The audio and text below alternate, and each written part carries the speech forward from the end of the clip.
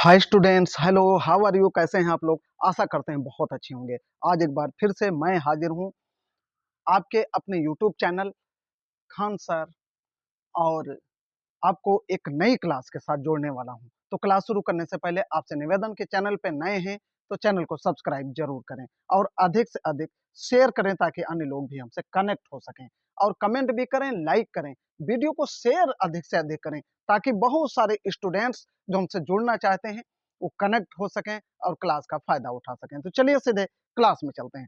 आज हम बात करने वाले हैं डायरेक्ट टू इनडायरेक्ट। जी हाँ, डायरेक्ट टू इनडायरेक्ट की क्लास हमारी कंटिन्यू चल रही है और उसी क्रम में आज हम आपके लिए लेके आए हैं इंपरेटिव सेंटेंस। जी हाँ, अगर आपका रिपोर्टेड वर्ब का सेंटेंस इंपरेटिव है तो हम कैसे उसको इनडायरेक्ट में चेंज करेंगे, आज हम इस पे बात करेंगे। जी हाँ, जो नरेशन में इंपरेटिव सेंटेंस अगर रिपोर्टेड वर्ब में है तो उसको हम कैसे इनडायरेक्ट में कन्वर्ट करेंगे, इस पे हम बात करने वाले हैं। ठीक है, तो चलिए सबसे पहले रूल देख लेते हैं। जब रूल हमारे समझ में आएगा तो हम इजीली आसानी से कन्वर्ट कर सकेंगे।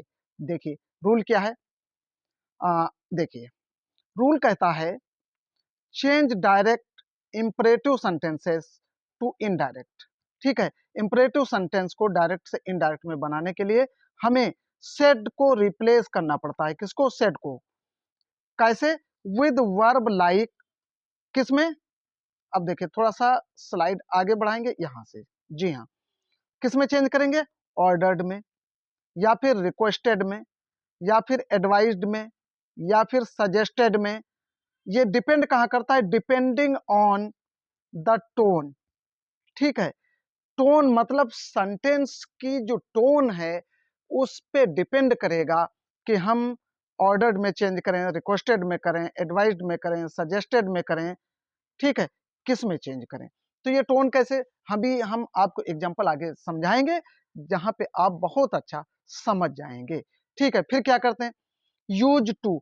इस टू को हम यूज करते हैं इन्वर्टेड कामा के बीच में। जी हाँ, इन्वर्टेड जहां पे हम यूज करते थे दैट का।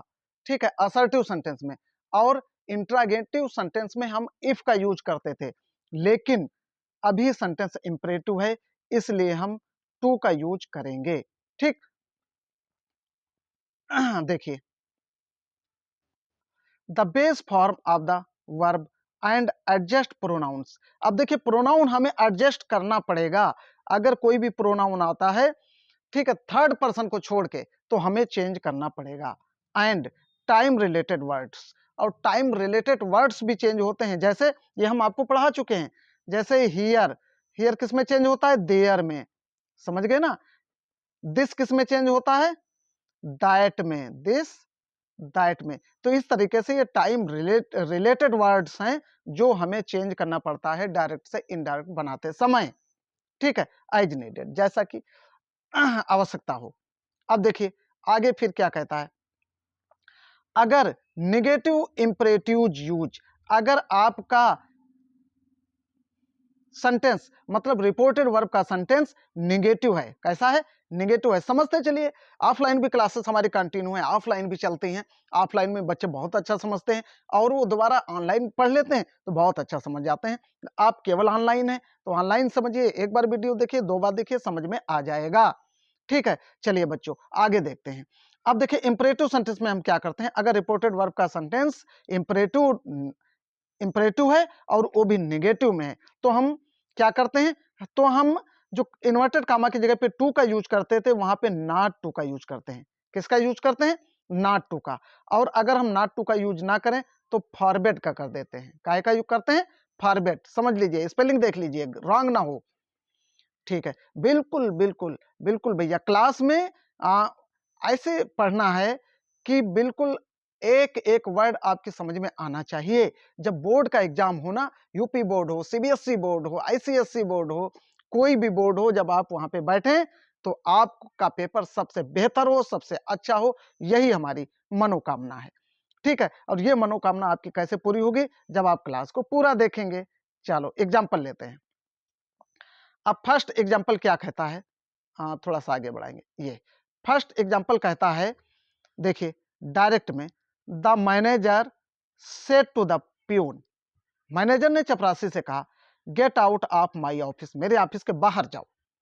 अब देखिए इनडायरेक्ट कैसे बनेगा, द मैनेजर, अब देखिए ये जो सेड टू है ना, ये इसको हमने चेंज कर दिया ऑर्डर्ड में। क्यों? टोन के अकॉर्डिंग, रिपोर्टिंग वर्ब की जो टोन है उसके अकॉर्डिंग चेंज करेंगे। क्या कह रहा है रिपोर्टिंग वर्ब में? The manager said to the point, manager ने चपरासी से कहा। अब रिपोर्टेड वर्ब में आ जाइए, क्या कहा? Get out of my room, gate out of my office, sorry room नहीं है, ऑफिस है। Gate out of my office, मेरे दफ्तर के बाहर जाओ। तो इसका मतलब क्या है? आदेश दे रहा है, आदेशित सेंटेंस है, वाक्य है। तो इसलिए हमें सेड की जगह पर ऑर्डर्ड का यूज करना पड़ेगा। ठीक, द प्यून। अब देखिए ये जो इन्वर्टेड कामा है ना, ये जहां पे हम दैट का यूज करते थे वहां पे हमने यूज कर दिया टू। किसका यूज किया? टू। उसके बाद get out, gate out of, अब देखिए ये माई आ गया, प्रोनाउन चेंज होगा, हमने बताया था फर्स्ट पर्सन का प्रोनाउन है, मैनेजर के अकॉर्डिंग चेंज होगा, तो क्या हो जाएगा? His office. क्या हुआ? His office. आ गया समझ में? चलिए एग्जांपल नंबर 2 लेते हैं। एग्जांपल नंबर 2 में कह रहा है, क्या कह रहा है? The doctor said don't smoke, doctor ने कहा नशा मत करो। अब देखिए द डॉक्टर, अब ये सेड को हम टोन के, डोंट स्मोक, डॉक्टर, डॉक्टर हमेशा सलाह देता है, इसलिए हमने एडवाइज्ड में चेंज कर दिया। सेड को किस में चेंज किया? एडवाइज्ड में। हिम, ठीक है, ये रिपोर्टिंग वर्ब में आ जाएगा हिम। अब देखिए डू नॉट नेगेटिव है, तो जब नेगेटिव होता है तो अभी हमने आपको बताया था डू नॉट का क्या हो जाता है? Not to, not to smoke. क्या होगा? Not to smoke. ठीक, एग्जांपल नंबर 3। एग्जाम्पल नंबर 3 में क्या कह रहा है? कह रहा है द मदर सेट, माता जी ने कहा डोंट टच दैट, उसको मत छुओ। क्या कहा? उसको मत छुओ। देखिए हाँ, अब बनेगा कैसे? द मदर फॉरबेड, अभी देखो आपको हमने कहा था अगर सेट को नॉट टू में ना चेंज करो, नॉट टू में ना चेंज करो, तो हमें सेट को फॉरबेड में बदल देना होगा। ठीक, forbade him to touch that, बहुत ईजी है। चलिए एग्जाम्पल नंबर 3, एग्जाम्पल नंबर 3 में क्या कहता है? गो टू योर रूम, यहाँ पे रिपोर्टेड वर्ब पहले दी हुई है, नो टेंशन, टेंशन लेने की आवश्यकता ही नहीं है, इसको हम सीधा कर लेंगे। रिपोर्टिंग वर्ब बाद में दी हुई है, the father said get to your room, अपने कमरे में जाओ। Go to your room, get, sorry get नहीं, गो टू योर रूम, अपने कमरे में जाओ। द फादर सेड, पिताजी ने कहा।